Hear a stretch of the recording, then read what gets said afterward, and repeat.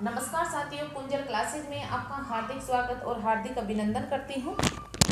तो आज हम चर्चा करेंगे कि मेरा रीट तैयारी कर रही थी उस समय का सफ़र क्या था और रीट की तैयारी से मैंने क्या सीखा। वो सब कुछ सीक्रेट तथ्य मैं आपको बताऊंगी कि मैंने कैसे रीट पहली बार में क्लियर की थी और मैंने इससे क्या सीखा था। तो आज हम बात करेंगे, क्योंकि जब मैं रीट की तैयारी कर रही थी तो उस समय सबसे पहले जब मैं रीट की तैयारी कर रही थी उस समय सबसे पहले प्राथमिकता दी थी सिलेबस को, कि सिलेबस मेरी टेबल पर होना चाहिए। सिलेबस मेरी पहली प्राथमिकता थी और सिलेबस से मैंने यही सीखा था कि मुझे सिलेबस का हर टॉपिक याद था कि कौन कौन से टॉपिक हमारे रीट के सिलेबस में है। ये मैं जब भी न्यूज़पेपर पढ़ती थी या फिर और कोई मासिक पत्रिका पढ़ती थी या फिर और कोई चीज़ें पढ़ती थी, तो अगर मेरा जो पॉइंट रहता था कि हाँ मेरे रीट के सिलेबस में ये टॉपिक है, तो मैं उसको खटाक से एक कॉफ़ी और पेन रखती थी तो वहाँ नोट कर लेती थी। कई योजनाएं हैं, कई खेल है और कई लेखक है, तो मैं ऐसी चीज़ें वहाँ नोट कर लेती थी पेपर से, क्योंकि वो चीज़ें हूबहू ऐसे की ऐसे एग्ज़ाम में पूछी जाती है। दूसरी बात, मैं जब भी सिलेबस 2-3 बार कवर कर चुकी थी, उसके बाद से मैं जितने में मेरे पास ऑथेंटिक बुक होती थी, मेरे पास जो बुक होती थी उसके जो ऑब्जेक्टिव क्वेश्चन होते हैं, ऑब्जेक्टिव क्वेश्चन, वो मैं ज़्यादा से ज़्यादा निकालती थी। यानी जितने भी बुक्स के पीछे ऑब्जेक्टिव क्वेश्चन होते थे वो मैं पूरे कंप्लीट निकाल चुकी थी, वो मेरे को अच्छे से ज़बानी याद हो गए थे। फिर तीसरी प्राथमिकता मेरी क्या थी कि जो पुराने पेपर, जो पिछले एग्जामों में पूछे गए पेपर थे, उनका मैं बार बार रिवीजन करती थी। मैं यही देखती थी कि किस टॉपिक से कितने क्वेश्चन आते हैं, किस टॉपिक से कितने क्वेश्चन आते हैं। जो टॉपिक इम्पोर्टेंट होता था, जहाँ से क्वेश्चन ज़्यादा बनते थे, उन टॉपिक्स को मैं अच्छे से क्लियर करती थी और उनको बार बार रिवाइज करती थी। और जिन टॉपिक्स से क्वेश्चन कम बनते थे तो उनकी तरफ मैं ध्यान कम देती तो थी लेकिन उतना नहीं देती थी जितना जहाँ से क्वेश्चन ज़्यादा बनते थे। मैं एक ही चीज़ वहाँ से सीखती थी कि जो टॉपिक इम्पोर्टेंट है तो मैं वही टॉपिक अच्छे से क्लियर करती थी, चाहे वो हार्ड हो या सरल हो, है ना। जहाँ से क्वेश्चंस ज़्यादा बनते थे वो टॉपिक में पहले और अच्छे से क्लियर कर लेती थी, और जहाँ से 1 या 2 क्वेश्चन आते थे तो उस टॉपिक को मैं कम महत्व देती थी। लेकिन ऐसा भी नहीं था कि मैं बिल्कुल ही उसको नज़रअंदाज कर देती थी, नज़रअंदाज मैं बिल्कुल नहीं करती थी।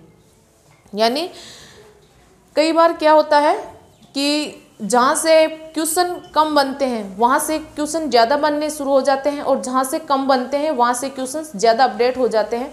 तो आपको ये नहीं है कि ये टॉपिक हमारे लिए कम इम्पोर्टेंट है या ये टॉपिक हमारे लिए ज़्यादा इम्पोर्टेंट है। आपको सभी को ज़्यादा महत्व देते हुए, समान रूप से उपयोगी समझते हुए आपको अच्छे से क्लियर कर लेना।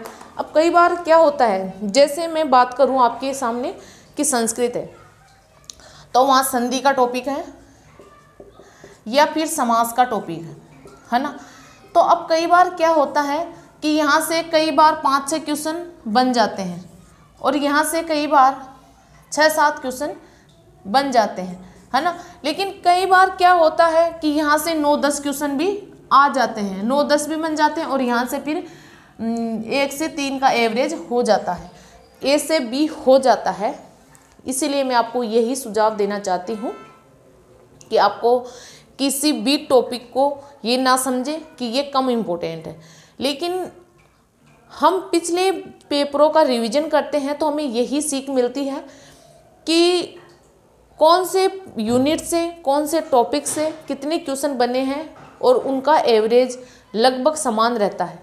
हम यही देखते हैं और हमें कोई सीख इससे नहीं मिलती है ना। इसीलिए मैं बोलती हूँ आपको जो पुराने पेपर है उनका बार बार रिवाइज करना है। ऑब्जेक्टिव क्वेश्चन है जो ऑथेंटिक बुक के, वो आपको ज़्यादा से ज़्यादा निकालने हैं। सिलेबस का हर पॉइंट, हर टॉपिक आपके लिए बेहद इम्पोर्टेंट है। आप जितना इसको मतलब कि आपको सिलेबस तो ज़बानी याद होना चाहिए। आपके जैसे कि अब आप रीट प्री की एग्ज़ाम दे रहे हो तो आपके सामने ये होना चाहिए कि मेरी साइकोलॉजी सब्जेक्ट है, तो साइकोलॉजी में कौन कौन से टॉपिक हैं। हाँ, अभिप्रेरणा है, अधिगम है, समायोजन है, कुसमायोजन है, बुद्धि है, अधिगम है, शिक्षा मनोविज्ञान है ना। भाषा प्रथम है, मैं हिंदी ले रखी हूँ तो हिंदी में संधि है, समास है, क्रिया है, विशेषण है, संज्ञा है, सर्वनाम है। मतलब कि आपको टॉपिक बिल्कुल क्लियर होनी चाहिए। सेकंड भाषा मैंने संस्कृत ली है तो संस्कृत में क्या क्या टॉपिक है। फिर मेरा सब्जेक्ट एसएसटी है, एसएसटी में कौन कौन से टॉपिक है। ऐसे सिलेबस आपको अंगुलियों पे याद होना चाहिए। अगर आपको सिलेबस अच्छे से याद हो जाएगा तो आप में एक अलग ही कॉन्फिडेंस निकल के आएगा। इसीलिए मैं बोलती हूँ सिलेबस, पुराने पेपर, वस्तुनिष्ठ प्रश्न, और आप इनका बार बार रिवाइज करो। ये कोई मायने नहीं रखता है, एक टॉपर स्टूडेंट को भी पूरी बुक याद नहीं होती है और एक मंदबुद्धि बालक को भी पूरी बुक याद नहीं होती। मायने ये रखता है कि आप हर टॉपिक को छूते हुए चलो, कम से कम 10 बार, एग्ज़ाम से पहले 10 बार उसको पढ़ लो। अगर पढ़ा हुआ भी होगा आपका तो भी आप उस क्वेश्चन को तुक्का लगा के सही कर सकते हो। इसीलिए मैं कहती हूँ, ये मेरा अनुमान है, ऐसा मैंने किया है और सही भी हुए हैं क्वेश्चन, है ना। तो ये कोई मायने नहीं रखता है कि मैं 10 घंटे पढ़ाई करता हूँ, 20 घंटे, ये कोई मायने नहीं रखता है। स्मार्ट स्टडी करो आप, वो मायने रखती है ना। तो आप इसी तरीके से पढ़ते रहो और रीट प्री क्लियर कर लेना। फिर हम रीट मेंस की तैयारी का आगाज़ शुरू कर देंगे। फिर मिलते हैं नए वीडियोज़ के साथ, नई क्लासेज में। जय हिंद, जय भारत।